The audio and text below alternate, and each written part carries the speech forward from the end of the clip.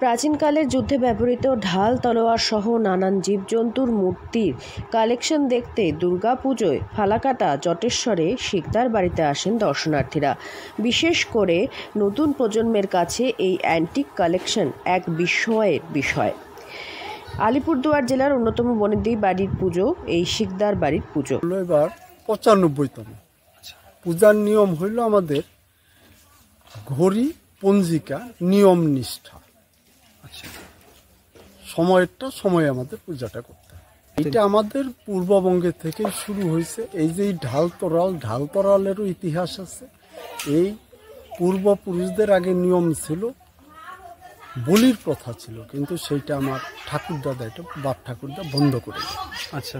আর প্রতিমাটা দেশেও ঘাড়ে করে আনা হইতো এবং এখানেও আসা হয়েছে, এই ঘাড়ে করে আনা হয়।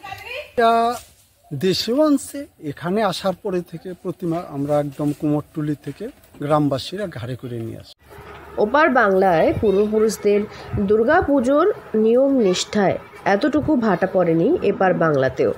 ৮০ বছর আগে ওপার বাংলা থেকে চলে আসতে হয় শিকদার পরিবারকে।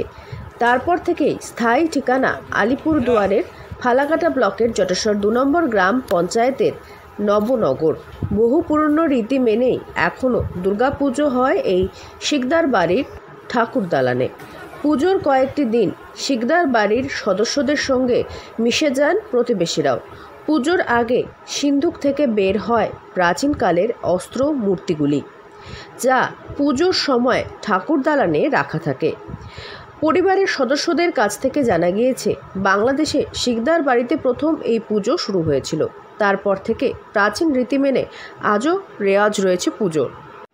এই পুজো যে বহু প্রাচীন তার নিদর্শন হিসেবে পুরনো পিতলের ঢাল তরোয়াল পুজো মণ্ডপে নিয়ম করে। আলিপুরদুয়ার থেকে অনন্যাদের রিপোর্ট, লোকাল 18 বাংলা।